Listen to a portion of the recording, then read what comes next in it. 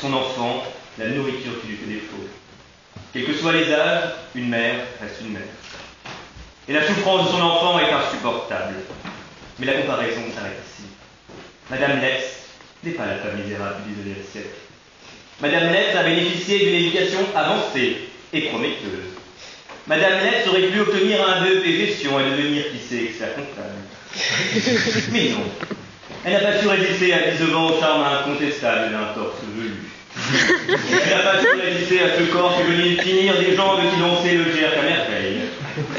En voyant se dandiner M. Nomas sur de la musique pop, elle savait, elle était persuadée que ce serait avec lui qu'elle prendrait le bus tous les soirs.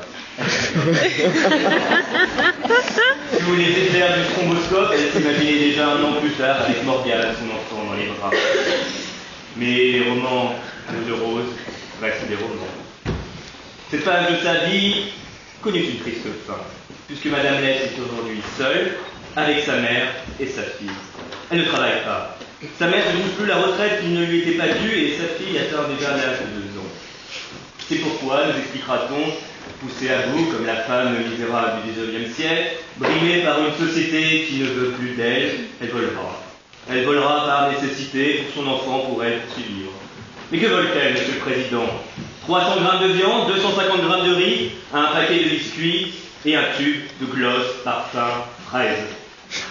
Il ne semble pas que ce soit là votre ADN équilibré. Monsieur le Président, veuillez regarder qu'est-ce un jouet peut-être? Ou encore un hochet? Un stylo, une sucette. Non, voici un tube de gloss. D'ailleurs, vous pourrez constater, il n'est pas de parfum frais, mais...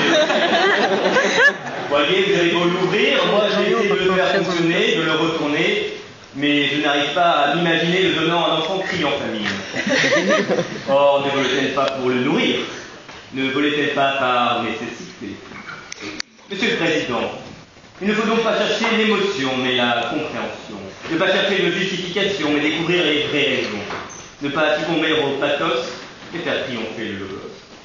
C'est pourquoi Madame Letts comparaît aujourd'hui devant vous pour vol, au titre de l'article 311-1 du Code pénal. La paresse est mère. Elle a un fils, le vol, et une fille, la femme. Souvenons-nous de cette phrase. La paresse est mère.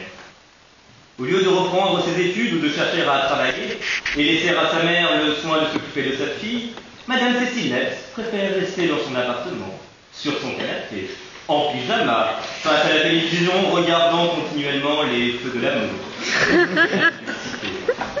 Cette jeune femme, belle, intelligente mais heureuse, préfère la douceur de la paresse à la fatigue du travail, le confort à l'effort, la publicité à la réalité.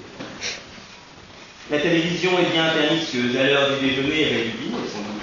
Elle nous propose des émissions culinaires où les chefs viennent nous proposer leurs recettes alléchantes. C'est alors que, tiraillée par la faim, Madame Letts réalise enfin l'effort de sortir acheter de quoi subvenir à ses besoins et de réaliser la recette du jour, un risotto. Il lui fallait donc du riz, de la viande et pourquoi pas des gâteaux pour le dessert. Mais à la vue des quelques piécettes qui lui restent, elle comprend qu'il lui sera impossible d'acheter ces ingrédients. Alors, selon elle, il ne lui reste plus qu'une seule solution: voler. Son envie la domine, elle veut prendre ce qui ne lui appartient pas.